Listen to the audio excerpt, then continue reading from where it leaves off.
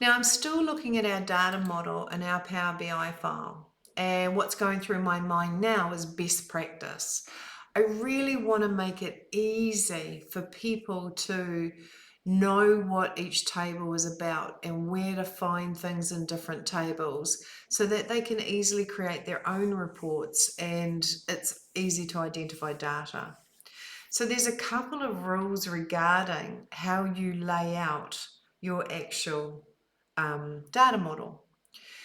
When I look, for example, at the database data model, let's hold on that, and I'm just going to minus that a bit. There is definitely sort of like a star scheme that's occurring here, and orders is the center, orders and order details.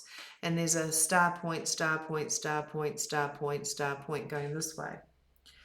And what we need to do is clarify in this scheme who are the fact tables and who are they dimensional tables. Now, the fact tables are transactional tables, things that transpired. And the dim tables are auxiliary information that support that transaction. So I think if I bring up my fields pane here, it's definitely important to identify those tables by putting a prefix of dim or fact in front of the name of the table. So I would like you, for example, to click on categories here, and I want to rename that table. So I'm going to right click and I'm going to rename it. And categories is a dimensional table because it's just a list of the available categories. So I'm going to choose dim. And I've renamed that dim categories. It appears here, it appears here. Now I can even check that.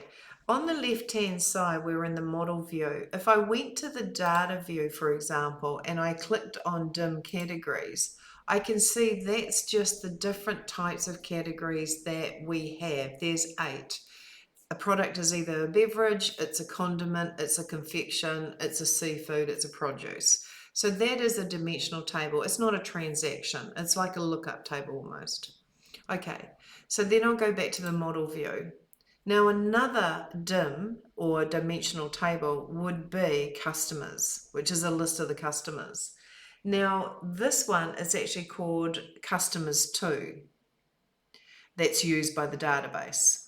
So I'm going to right click customers 2 and rename that dim customers and take the bracket 2 bracket off the end. And then it doesn't conflict with the other table we had called customers, which is not part of the database. Now shippers, if I click on shippers, I'm going to press F2 this time, press home and type dim at the beginning. Those are the shippers. Suppliers, click it, press F2, press home, chuck dim on the beginning. Who else? Employees, click on employees, F2, home, dim, enter.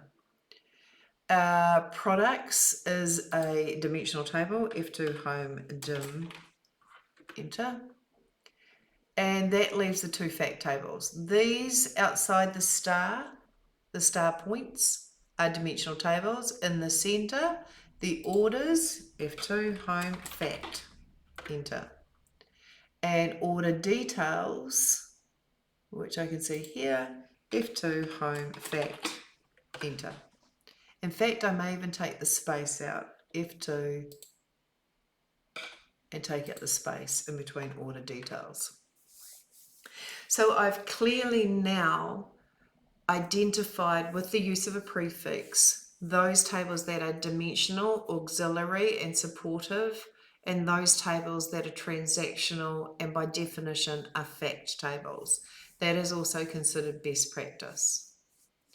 Now the next thing is not only have we clearly identified the tables and the nature of those tables, that's best practice, but we now need to really hide fields that people just simply aren't going to use, and that's a lot of sort of the ID fields. Now I'm just going to zoom in on this, and you can hold the control key and wheel forward if you have got a wheel on your mouse, otherwise just use this zoom option here. Now let's start with the categories table. And in fact, I'm thinking categories, I want to rearrange these tables. Categories, I want to put the dim table at the top. Categories is a dim table. Suppliers, let me just put them at the top. Actually, I might zoom back down, control wheel back. Categories, suppliers at the top.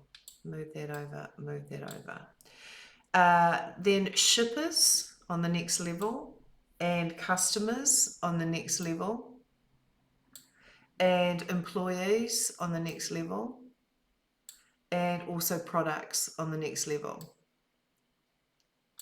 And then at the bottom here, we've got our fact table, orders, and our fact order details, which sits about there. So, and I can resize this or move this actually down a bit. Move it down so I can clearly get at the things inside of that table. Why I've arranged it like this is these are my facts, and shippers, customers, employees, and products lead into or support these two fact tables. And then categories and suppliers actually support the products table. So these dim tables support these dim tables, which then feed into these fact tables. So I actually find putting your dim tables at the top and flowing down to your facts table is also good practice to understand how things flow. And that's the whole purpose of this data model, is that people at a glance can see how things are connected and where things are stored. But like I was saying, we need to hide some of these. So starting with the categories, if I rest on category ID, there's a little I to the right. And if you click it, you will hide that field, category ID. And that's what I want to do. Also over here in the fields list, if that is expanded and you can see categories, you can see that category ID has got an I in front of it, which means that when you're in Power BI, let's go to the report canvas. So I'm just going to go to report over here, and I go and look in my dim categories, I won't see category ID. I only see category name and description. Because they're really not going to use category ID in any of the visuals in the report, so they don't need to see it. Going back to, say, the data model, I want to hide some further things. So now I'm dealing with suppliers. I could go to collapse that and expand suppliers. I could actually hit the I here as well. So I want to hide address, I want to hide facts, I want to hide homepage, I want to hide phone. I'm actually going to use this because it's easier.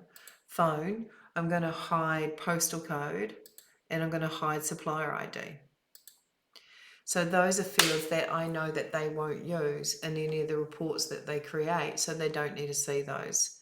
When it comes to customers, for example, I don't think that they need to see address, so I'll hide that. They don't need to see customer ID, so that can go. And they don't need to see phone, fax, or postcode. So fax, phone, takes a little while to do it, and then postcode's further down because it's working on it. You can see that flashing. So that's that one done. As far as shippers go, they don't need to see the phone and they don't need to see the shipper ID. So I'll hide those two. Notice when I hide things also that it automatically opens up the chevron here so you can see what's going on. Okay, so that's those ones done. When it comes to employees, they don't need to see address, employee ID, extension, home phone, and now I'll go over to maybe this side, notes, postal code, and title of courtesy.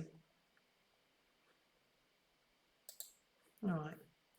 When it comes to products, they don't need to see category ID, they don't need to see product ID, and they don't need to see supplier ID. When we go to the fact table, we don't need to see customer ID, we don't need to see employee ID, we don't need to see ship address, and we don't need to see ship postcode, and we don't need to see ship via. And lastly, if I just stretch the order details, in the order details we don't need to see order ID and we don't need to see product ID. Because of the relationship, we can pull the product name and the product number from the related tables. We don't need to see the ID. So best practice is arrange your data model so that your dimensional tables flow to your facts tables. Name your dimensional tables with the prefix dim and the fact tables and transactional tables with the prefix facts. Hide any tables or any fields that the user is not likely to use when they're creating their reports. As far as the panel on the right here, you can right click and you can actually expand all, and it opens all of them up. You can also right click and collapse all, and that's an easy way to collapse them all up. Or of course you can hit the chevron and open them and close them yourself. You can also right click any particular table and you can refresh it. So it updates the data, refresh data, and that connects and refreshes it. So there's a few options that are available to you when you right click. Manage relationships, refresh, rename a query, delete a query, hide it in the report view, remove it from the diagram, hide all of the tables, don't want to do that, collapse all the tables and expand all the tables. So we have our data model now ready. I'm going to save my data model. I could go to my data view and click on any column that I wanted or any query I wanted to look at. Notice any columns you've hidden are now dim in the data view. So they do appear in the data view, but they appear dim because they are the hidden columns. But when you're in the report view, you will not see them listed. So you will not be able to add them to your report because they've been hidden. I hope that makes sense. That's our data model created. Best practice.